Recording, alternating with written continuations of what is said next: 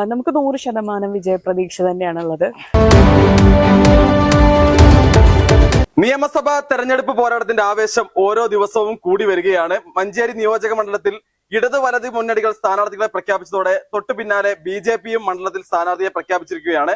ഇക്കുറി നിയോജക മണ്ഡലത്തിൽ നിന്നും ബി.ജെ.പി സ്ഥാനാർത്ഥിയായി ജനവിധി തേടുന്നത് പത്മശ്രീ അജിത്താണ്.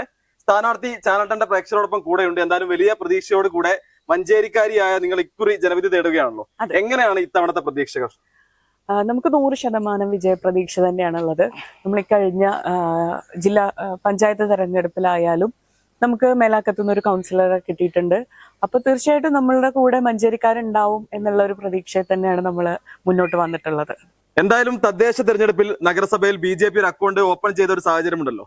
കുറച്ച് ജനങ്ങളെങ്കിലും മാറി തുടങ്ങി എന്നതിന്റെ സൂചനയല്ലേ ആ ഒരു ഫലം? മഞ്ചേരിയിൽ മാത്രമല്ല, നമ്മൾ തിരുവനന്തപുരത്ത് കണ്ടതാണ്. നമ്മളെ തലസ്ഥാനം തന്നെ കോർപ്പറേഷൻ ബി.ജെ.പി നേടിയെടുത്തൊരു സാഹചര്യമാണ് ഉണ്ടായിട്ടുള്ളത്. അതുപോലെ തന്നെ കേരളത്തിന്റെ എല്ലാ ഭാഗങ്ങളിലും ബി.ജെ.പി അവരുടെ ശക്തി തെളിയിച്ചിട്ടുണ്ട്. തീർച്ചയായിട്ടും അതിന്റെ ഒരു പ്രതിഫലനം തന്നെ ആയിരിക്കും ഈ ഒരു ഇലക്ഷനിൽ നമ്മൾ കണ്ടുവരിക. നിയമസഭയിൽ തീർച്ചയായിട്ടും ബി.ജെ.പി അംഗങ്ങളെ നമുക്ക് കാണാൻ സാധിക്കും. മഞ്ചേരിയുമായി ബന്ധപ്പെട്ടുകൊണ്ട് നിരവധിയായ വിമർശനങ്ങൾ നിലവിലുണ്ടല്ലോ. താങ്കൾ ജയിച്ച് ജനപ്രതിനിധിയായി വരികയാണെങ്കിൽ എങ്ങനെയായിരിക്കും മഞ്ചേരിയിൽ ഇടപെടുക? മഞ്ചേരിയെ കുറിച്ചിട്ട് നമ്മൾ ആദ്യം തന്നെ പറയുകയാണെങ്കിൽ മഞ്ചേരി മെഡിക്കൽ കോളേജിന്റെ ഏറ്റവും ദുരവസ്ഥയാണ് നമുക്ക് കാണാൻ സാധിക്കുന്നത്. കാരണം അവിടെ 6 പതിറ്റാണ്ട് മുന്നുള്ള കെട്ടിടങ്ങളിലാണ് ഇപ്പോഴും ആ കെട്ടിടങ്ങളൊക്കെ പ്രവർത്തിച്ചുകൊണ്ടിരിക്കുകയാണ്. അതായത് അൺഫിറ്റ് സർട്ടിഫിക്കറ്റ് കൊടുത്ത കെട്ടിടങ്ങളിൽ പ്രസവം കഴിഞ്ഞ അമ്മയും കുഞ്ഞുങ്ങളെയാണ് അവർ പാർപ്പിച്ചിട്ടുള്ളത്.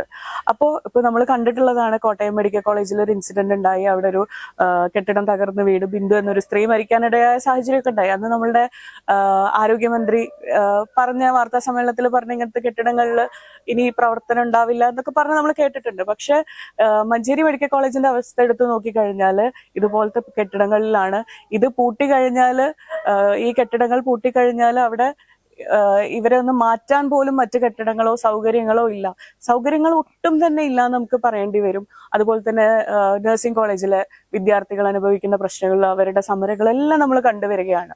അതുപോലെ ഗതാഗതക്കുരുക്ക്, മഞ്ചേരിയിലെ ഏറ്റവും വലിയൊരു പ്രശ്നം കാലങ്ങളായിട്ട്, വർഷങ്ങളായിട്ട് നമ്മൾ നെല്ലിപ്പറമ്പ് റോഡൊക്കെ ഗതാഗതക്കുരുക്കില് പെട്ട് അതിനൊന്നും തന്നെ ഒരു പരിഹാരവും കാണാനോ അല്ലെങ്കിൽ അതിന്റെ നടപടികൾ എടുക്കാനോ മഞ്ചേരിയിലെ ഈ കഴിഞ്ഞ ഭരണസമിതിക്കോ അല്ലെങ്കിൽ നമ്മളുടെ കേരള സംസ്ഥാന സർക്കാരിനോ സാധിച്ചിട്ടില്ല. അതിനൊക്കെ ഒരു മാറ്റം തീർച്ചയായിട്ടും മഞ്ചേരിയിലെ ജനങ്ങൾ ആഗ്രഹിക്കുന്നതും അങ്ങനെ ഒരു മാറ്റമാണെന്നാണ് നമ്മൾ പ്രതീക്ഷിക്കുന്നത്. അതിനൊക്കെ ഉള്ള ഒരു മാറ്റത്തിന്റെ ഒരു തുടക്കമാണ് നമ്മൾ കാണുന്നത്. അതുപോലെ തന്നെ മഞ്ചേരിക്കാരുടെ ഏറ്റവും വലിയൊരു ആവശ്യം എന്ന് പറയുന്നത് ഈ മെഡിക്കൽ കോളേജിനെ സംബന്ധിച്ച് തന്നെ, മെഡിക്കൽ കോളേജ് പണ്ടത് ജനറൽ ആശുപത്രിയായിരുന്നു. അത് നിലനിർത്തിക്കൊണ്ട് മെഡിക്കൽ കോളേജിന് വേറെ സ്ഥലം കണ്ടെത്തി അവിടെ പുതിയ കെട്ടിടം, കാരണം ഇതിന്റെ കെട്ടിടങ്ങളുടെ സ്ഥലപരിമിതി എന്ന് പറയുന്നത് അല്ലെങ്കിൽ അവിടുത്തെ സൗകര്യങ്ങൾ എന്ന് പറയുന്നത് വളരെ പരിമിതമായിട്ടുള്ള ഒരു രീതിയിലാണ് പോണത്. അപ്പൊ മറ്റൊരു സ്ഥലം കണ്ടെത്തിയിട്ട് അവിടെ കെട്ടിടങ്ങൾ, പുതിയ രീതിയിലുള്ള കെട്ടിടങ്ങൾ പണിത് അങ്ങോട്ട് മാറ്റുക, ഈ ഇപ്പൊ നിലവിലുള്ള മെഡിക്കൽ കോളേജ് ജനറൽ ആശുപത്രിയായിട്ട് തന്നെ തുടരുക, ഇതൊക്കെയാണ് മഞ്ചേരിക്കാരുടെ ആവശ്യമായിട്ട് നമ്മൾ കാണുന്നത്. മഞ്ചേരി എന്ന് പറയുന്നത് മലപ്പുറം ജില്ലയിലെ ഏറ്റവും പ്രധാനപ്പെട്ട ഒരു നഗരമാണ്. അവിടെ യാത്രാ സൗകര്യം, രാത്രികാല യാത്രകൾ എന്ന് പറഞ്ഞാൽ വളരെ ബുദ്ധിമുട്ടാണ്. നമുക്ക് KSRTCക്ക് ഇവിടെ ഒരു രീതിയിലുള്ള സർവീസുകൾ രാത്രികാലങ്ങളിൽ ഇല്ല.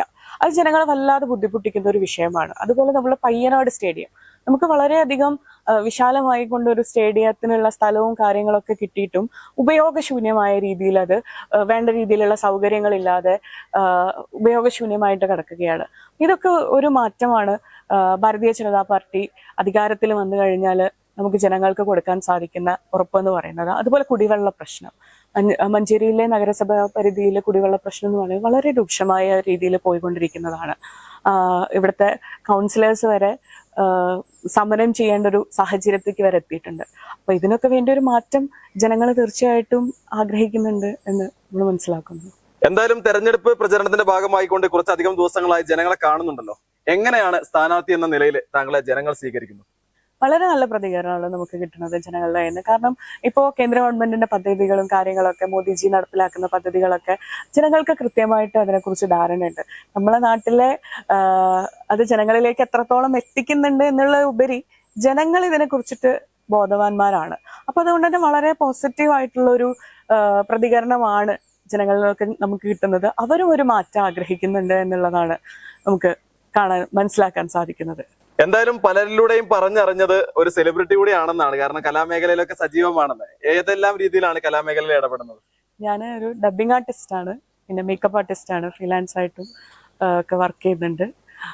അതൊക്കെയാണ് നമ്മൾ പേഴ്സണലായിട്ടുള്ള പ്രവർത്തന മേഖല. ഇക്കുറി വിജയിച്ചു കയറാമെന്ന വലിയ ആത്മവിശ്വാസമാണ് BJP സ്ഥാനാർത്ഥി നമ്മളുമായി പങ്കുവച്ചിട്ടുള്ളത്.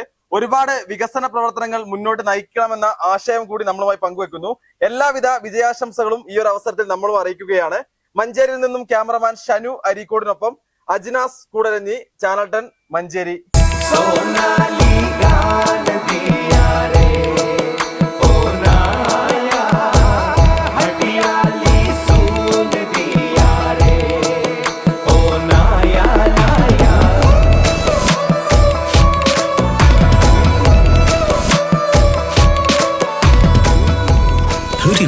Years of sparkling legacy.